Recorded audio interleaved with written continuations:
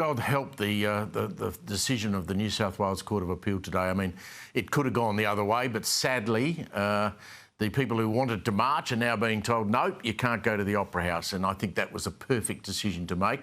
New South Wales Court of Appeal has said the planned protest at the Opera House will not go ahead. Joining me now, co-CEO of the Executive Council of Australian Jewry, Alex Rivchin. I can't believe, Alex, that anyone could have been so blissfully unaware of what's happened since October 7 to even contemplate going there for any purpose.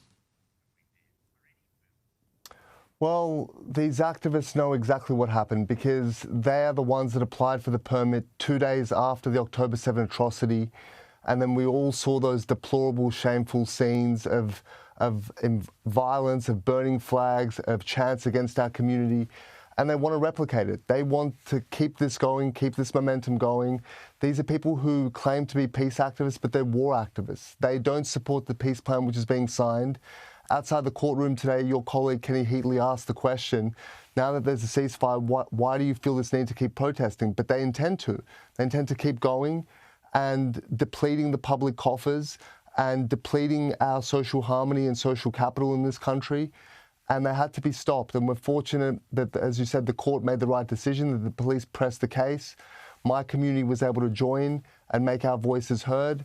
And hopefully a line has been drawn, and hopefully we can move towards healing as a country and scale back these protests which have degraded our country week upon week and done so at the public expense.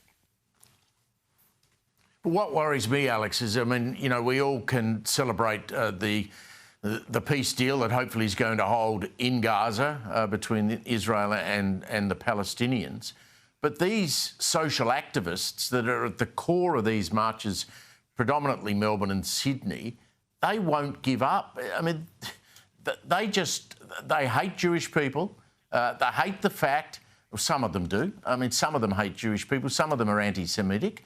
They just want to march wearing keffiyehs and holding Palestinian flags.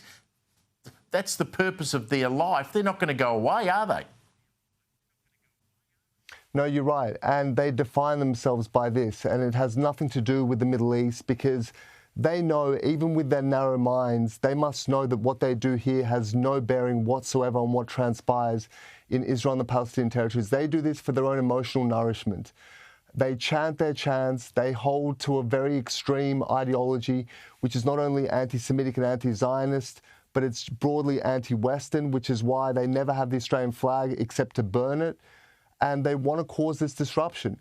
They knew, they had to have known that to go to the forecourt of the Opera House not only would again threaten our community and destabilise our society, but it's fundamentally dangerous, as the court found. You've got an area where maximum 5,000 people can be, and they wanted to have a mass protest there and risk a crush and endanger the police and bystanders as well.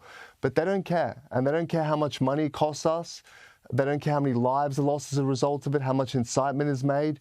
And they have spent the last 2 years, week on week, online and on our streets, demonising my community, chanting about death, calling us terrorists and all these things. And we see the result of this in terms of higher security costs, social cohesion programs which need to be funded to try to scale back what these people have done in the first place. So hopefully we're going to see an end to this, but it's going to take a wider public discussion, I think, about the bounds of freedom of protest. It's not an unlimited right. Alex, what's your reaction to this potential peace deal that we all hope gets across the line? Well, look, this is what we've been praying for and hoping for 2 years. And this has been accomplished. We've gotten to this point because of American diplomatic power and Israeli sacrifice and military power. Without that, we would not be in this position. Hamas have no out. They're cornered. They're isolated both on the battlefield and in the international community. And it has created a situation in which the hostages can come home in one hit rather than through phased exchanges, which was always spoken about before. Hamas will have to accept that they have no future to play in Gaza. And this will be a capitulation by them and a great victory, which I hope will make the region more peaceful. I hope we'll see the onset of genuine fraternity between the states of the region who are sick of war, who are sick of Hamas terrorism, and just want to build things and make progress. And that's why they found an able partner in Donald Trump and also Prime Minister Netanyahu. We hope this holds, and we hope that in the next couple of days all the hostages come home and the families can begin to heal. Well done in court today. Thank you, Alex. We'll talk to you again soon.